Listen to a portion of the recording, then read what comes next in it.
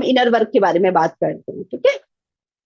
देखिए, एक्सपेरिमेंट करने को बोला था कि आप एक्सपेरिमेंट करके देखना। जो इनर वर्क में लास्ट टाइम जितनी बातें शेयर की थी मैंने, तो आप लोगों को एक्सपीरियंस पहले से भी रहे होंगे, आपने कहीं ना कहीं इतना ज्ञान सुना है, अपना इनर वर्क किया होगा। तो आप लोग भी उस एक्सपीरियंस के साथ हमें बताने की कोशिश कीजिएगा कि आपने इनर वर्क कैसे किया, उस सिचुएशन में आप बाहर कैसे आए, इनर वर्क कैसे करना चाहिए, इसकी टीचिंग आपको, जो आपने खुद सीखा है उसकी टीचिंग कौन देगा? आप ही देंगे। तो शेयरिंग बहुत जरूरी है कि आपने जैसे जैसे किसी भी सिचुएशन में जो भी इनर वर्क किया, किसी भी सिचुएशन को समझने के लिए, किसी भी पर्सन को समझने के लिए, जो जैसे भी आपने इनर वर्क किया उसकी शेयरिंग करने के लिए सामने जरूर आइए, ठीक है। तो एक दो एक्सपीरियंसेस मैंने लिख रखे हैं।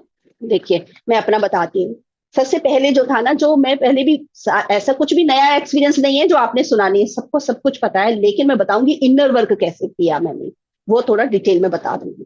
देखिए, जैसे मैंने बहुत पहले बताया आप लोगों की, हमारी जो शिफ्टिंग हुई थी वो गोवा से इटावा में हुई थी। तो आप देख लीजिए, कब? जब मैं छोटी थी। क्यों हुए थे हम लोग शिफ्ट हुए थे वहां पर? क्योंकि मेरे पापा की जॉब बाहर लग गई थी, बाहर मतलब फॉरेन कंट्री में। तो वो तो वहां चले गए, तो मम्मी अकेले कैसे हम लोगों को संभालती? हम छोटे छोटे बच्चे थे, और मेरे फादर को ऐसा लगा कि वो अकेले कैसे संभालेंगी वहां पर गोवा जैसी जगह में, क्योंकि ये बहुत पुरानी बात है, आज की बात नहीं है। पहले के समय में ट्रेन वहां पर पहुंचने में इतना 3-4 दिन लगते थे, है ना। फोन जैसी कोई सुविधा नहीं थी, तो घर से इतनी दूर वो अकेले कैसे संभालेंगी? इस वजह से मेरे फादर ने डिसीजन लिया कि आपको इटावा में शिफ्ट होना चाहिए, जहां पर मतलब पापा का अपना घर है। तो वहां पर हम लोग शिफ्ट हुए। अब आप बताइए, एक बच्चे के लिए, ये तो अब हमें बात समझ आती है इनर वर्क के द्वारा कि पापा अपनी जगह सही रहे, लेकिन उस समय मुझे ये लग रहा था इतनी अच्छी जगह से, इतनी बढ़िया गोवा जैसी जगह से हम कहाँ शिफ्ट हो गए, कहां पर आ गए? इटावा जैसी जगह। तो आप देखो, गोवा जैसी जगह कितनी हाई लेवल की, वहां के स्कूल कितने हाई लेवल के, पढ़ाई कितनी बढ़िया, माहौल कितना बढ़िया, वहां से कंपेयर करेंगे उत्तर प्रदेश को। आप उत्तर प्रदेश में है इटावा, आपने सुना भी होगा। तो वहां को कंपेयर करो तो वहां का माहौल अलग, वहां का हर चीज अलग, स्कूल अलग, हर सब कुछ बदल जाना मेरे लिए शॉकिंग था, ठीक है, उस समय। लेकिन बचपन बचपन होता, बच्चे सब इंजॉय में लेते हैं, सब नॉर्मल लेते हैं। लेकिन ये बाद में जब हम बड़ी हुई ना मैं, तो शिकायतें हो गई मुझे, क्योंकि मुझे क्या लगा कि अगर गोवा जैसी जगह में मैं पढ़ती, वहां मेरी मम्मी और मेरे पापा अगर रहते, तो मैं एक इंग्लिश मीडियम में पढ़ती, उसकी वजह से मेरी इंग्लिश बहुत अच्छी होती, अच्छे स्कूल में पढ़ती, माहौल तो अच्छा होता ही।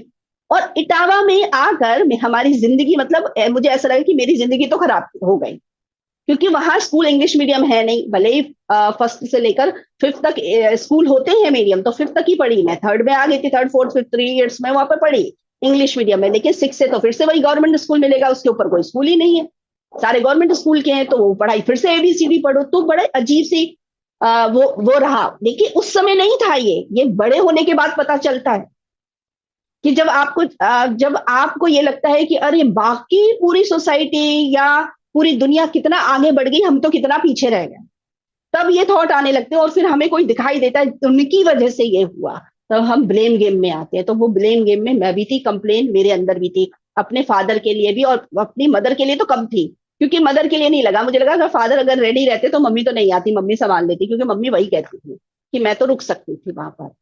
तो इसलिए मुझे फादर के लिए लगा कि उन्होंने इतना गलत डिसीजन क्यों लिया, गोवा में क्यों नहीं रहे। देखिए, मैं वहां पर रहती तो मुझे इंग्लिश बहुत अच्छी आती, और इंग्लिश बहुत अच्छी आती तो मैं आज के समय में बहुत अच्छी जॉब करके बहुत कुछ कर सकती थी, ये मेरे मन में था, और ये बहुत समय तक था। अब देखिए, ये कब निकला? ज्ञान ध्यान में आने के बाद ऐसे ही नहीं निकला कि ज्ञान ध्यान में आए और फटाफट हमने इनर वर्क कर लिया। धीरे धीरे ये जब चीजें चली कि ऐसा क्यों हुआ, ये इसलिए हुआ, जब कैसे पता चला मुझे, जब मैंने यहाँ पर, जब चेन्नई में हम लोग शिफ्ट हुए, मेरे हस्बैंड की जॉब चेन्नई में लगी, तो हम लोग यहाँ पर शिफ्ट हुए। तो यहाँ पे तमिलनाडु में हिंदी की बहुत ज्यादा डिमांड है, हिंदी बच्चों को नहीं आती है, तो यहाँ पर हिंदी की बहुत डिमांड है। हिंदी लोग जो पढ़ाएं, ट्यूशन पढ़ाएं या स्कूल में टीचर की जॉब, ये बहुत ज्यादा डिमांड है हिंदी की और संस्कृत की। तो यहाँ पर जब मैं पहुंची, तब मुझे एक बात बहुत अच्छे से समझ आई। पहले मैं ये कहती थी कि जो कुछ हमारे, जैसे गीता की एक लाइन है ना, जो कुछ हमारे जीवन में होता है किसी वजह से होता है, जो हमें फ्यूचर में पता चलेगा, कुछ अच्छे के लिए होता है। ये लाइन ने मुझे पकड़ के रखा। तो मैं सोचती हूँ क्या अच्छे के लिए हुआ, इसमें क्या अच्छा है? तो फ्यूचर में ही मुझे पता चला कि उसमें क्या अच्छा हुआ। जब इधर आई तब मुझे ये पता चला कि मैं जो इटावा में पहुंची थी वो किस लिए पहुंची थी, हिंदी मीडियम में जो मेरी पढ़ाई हुई थी ताकि मैं हिंदी बहुत स्ट्रांग हो जाए मेरी, और यहां पर तमिलनाडु में फ्यूचर में पहुंचना है और ऐसे बच्चों की सेवा करनी है मुझे। ये मेरा क्या था, सोल प्लान था। सोल प्लान मुझे पीएसएसएम से पता चला। ये ब्रह्मा कुमारी में आने के बाद मुझे ये वाली बात पता चल गई कि ये किस वजह से हुआ, क्योंकि अगर हिंदी मीडियम में नहीं पढ़ी होती तो हिंदी कैसी होती, ये समझ आए। तो इंग्लिश इंग्लिश के द्वारा कर रही होती, लेकिन मैं ये सोचती हूँ कि जिनको इंग्लिश आती है उन लोग, वो लोग भी क्या कर लेते हैं, वो भी तो कितने ब्लेम गेम में फंसे हुए होते हैं। तो ये कोई ना कोई चीजें हम कहीं ना कहीं, कहीं कोई नहीं मिलता है तो हम भगवान पे ब्लेम कर देते हैं, कंप्लेन करते रहते हैं। लेकिन असली चीज क्या है, जब मुझे पीएसएसएम से पता चला कि जो सोल प्लान है वो किसी और ने नहीं बनाया है, हमने ही बनाया है। तो सोल प्लान अगर हमने ही बनाया तो कुछ सोच समझ के ही बनाया होगा, ये मुझे पता चला। तो इनर वर्क मैंने ऐसे किया कि जब सोल प्लान मेरा, तो मैं अपने मम्मी या पापा को या किसी और को क्यों ब्लेम कर रही हूँ। अब तो मुझे ये सोचना चाहिए, अगर ये सोल प्लान मैंने बनाया तो किस लिए बनाया होगा। तब मुझे सारी पिक्चर क्लियर दिखाई दे गई, क्योंकि वहां इटावा वाले जो माहौल है वहां पर रहकर मैंने वहां के माहौल को सीखा। हिंदी मीडियम में पढ़ी, हिंदी इतनी स्ट्रांग हुई ताकि यहाँ आकर, क्योंकि मैं हिंदी ट्यूशन पढ़ाती हूँ, उन बच्चों की सेवा करती हूँ। एक चीज तो ये वाली चीज मुझे समझ आ गई, हिंदी बहुत स्ट्रांग करने के लिए इटावा जैसी जगह मुझे रखा गया। एक ये वाली चीज समझ आ गई। तो मैं आज क्या कर रही हूँ, उन बच्चों की सेवा कर रही हूँ, ये समझ आ गया। लेकिन मुझे दूसरे क्वेश्चन का आंसर नहीं मिला। वो क्वेश्चन था कि इंग्लिश क्यों नहीं आई।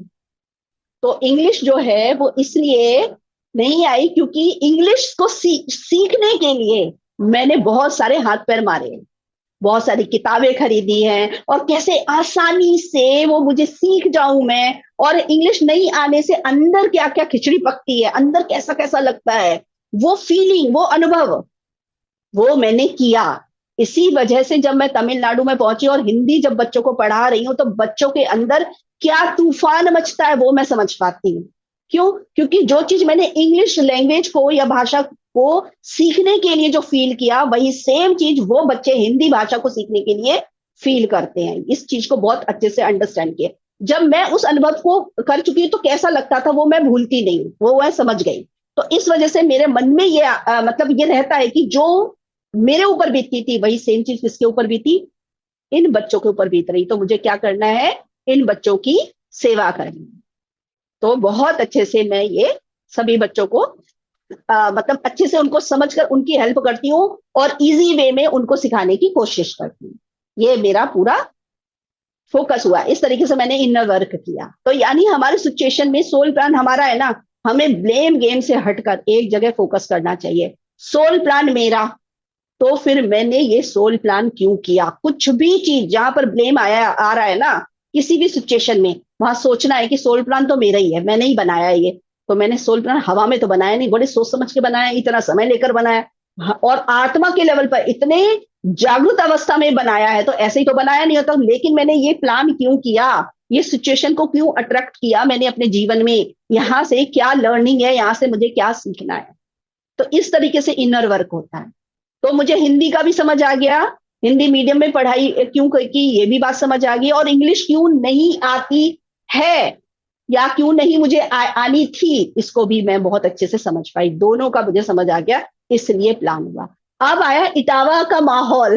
वो समझ आया कि इटावा को क्यों चूज किया, क्योंकि इटावा वाला जो माहौल, अब देखिए आप ऐसे समझ सकते हैं, गोवा को अगर आप बोले तो हेवन बोल सकते हैं, क्योंकि वहां पे कोई टेंशन नहीं है, आप खुले कहीं पर, कोई सोसाइटी वोसाइटी नहीं वहां पर ज्यादा मैटर करेगी, क्योंकि किसी को किसी से कुछ लेना देना नहीं। लेकिन इटावा जैसी जगह में आप रहेंगे, सोसाइटी माइंड के ऊपर हावी रहती है। तो वो सोसाइटी का जो एक्सपीरियंस है वो मैं गोवा में नहीं ले सकती थी, वो मैंने इटावा से सीखा है। कि सोसाइटी का प्रेशर होता है ना, जो फैमिली जो चारों तरफ लोग रहते हैं उसका भी प्रेशर होता है, हर बात बड़े सोच समझ के मतलब डिसीजन लेने होते हैं। ये सब मैंने उस माहौल में रहकर सीखा, या इसीलिए मैं समझ पाती हूँ, वरना मैं समझती नहीं ये वाली बात की सोसाइटी का भी मैटर करती है। ये वहां पर मैंने सीखा। तो ऐसी बहुत सारी चीजें। अब जैसे वहां के माहौल में क्या मैंने सीखा, एक और डर जैसी चीज, जो गोवा में डर नहीं था मुझे, लेकिन इटावा जैसे माहौल में रहकर मेरे अंदर डर कि डर कैसे, जैसे अब बोलना तो नहीं चाहिए लेकिन फिर भी मैं बता देती हूँ। गुंडागर्दी कुछ ज्यादा ही होती है वहां पर, ठीक है। अब भले ही अच्छा माहौल हो गया है, मैं पहले का बता रही हूँ, इतने साल पहले की बात। तो डर जैसा माहौल था, वो मेरे को डर लगता था। तो वो डर किसे कहते हैं वो भी मैंने वहीं से सीखा, जो गोवा में कहीं नहीं था, दूर दूर तक नहीं था। तो कहाँ से सीखा ये, वो वहीं से सीखा, इटावा से। तो ऐसी बहुत सारी लर्निंग है, और उस पर काम करके मैं निकली हूँ, इनर वर्क करके निकली हूँ कि अच्छा ये वजह है, ये वाली चीज इस वजह से हुई थी, ये वाली चीज इस वजह से हुई थी। ऐसी बहुत सारी चीजें हैं। और तो अभी तो मुझे कोई और इंसिडेंट तो याद आ नहीं रहा। इंग्लिश और इसका आया था, वो भी मधु जी से बात करते करते मुझे पकड़ में आया था कि ये वाली चीज बहुत बढ़िया है, इसको बता सकती हूँ। इनर वर्क ऐसे किया जाता है कि सोल प्लान, अब देखिए बहुत सारे इंसिडेंट होते हैं हमारे जीवन में, परिस्थिति आती है, तो लोग जो होते हैं, अभी ये सोल प्लान समझ आ गया कि हमारा सोल प्लान है। अब जैसे इंग्लिश मुझे मुझे ना आए, या फिर इटावा का माहौल मुझे क्या करना है, एक्सपीरियंस करना है, या फिर हिंदी मीडियम में मुझे पढ़ना है, ये सब जो चीजें हैं ये मैंने सोल प्लान में लिख दिया। अब ये जो परिस्थितियां हैं, कौन क्रिएट करेगा मेरे जीवन में? आसपास के लोग, चाहे वो मम्मी पापा के रूप में हो, पड़ोसी के रूप में हो, स्कूल टीचर के रूप में हो, या समाज के रूप में हो, वो होंगे ना। तो उनके साथ होता है कॉन्ट्रैक्ट, इसको बोलते हैं सोल कॉन्ट्रैक्ट। क्यों? क्योंकि आप आकर मेरे जीवन में इस एज में आना और ये वाला ड्रामा या ये वाली परिस्थिति मेरे जीवन में क्रिएट करना है, ताकि मैं इसको अनुभव कर सकूं, इस लेसन को सीख सकूं, इसकी पढ़ाई कर सकूं, इसको समझ सकूं। क्योंकि बिना अनुभव के हम कुछ किसी को कुछ बता नहीं सकते, हमें भ्रम हो जाते हैं। बिना अनुभव के हम किसी को कुछ नहीं बता सकते। अनुभव ही ज्ञान है, इसीलिए बोला जाता है। अनुभव होगा, जैसे कोई भी मिठाई है, जब तक हम नहीं खाएंगे हमें कैसे पता चलेगा इस मिठाई का स्वाद कैसा होता है?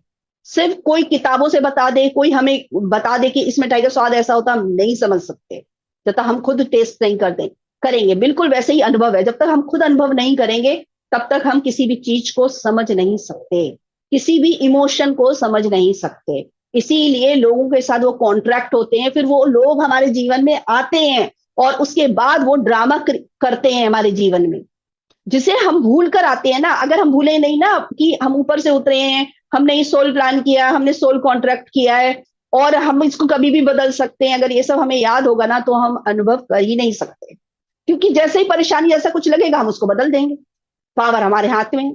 इसलिए भूल कर आना होता है सब कुछ, तभी हम अनुभव कर सकते हैं। ये सारी कहानी है ज्ञान की।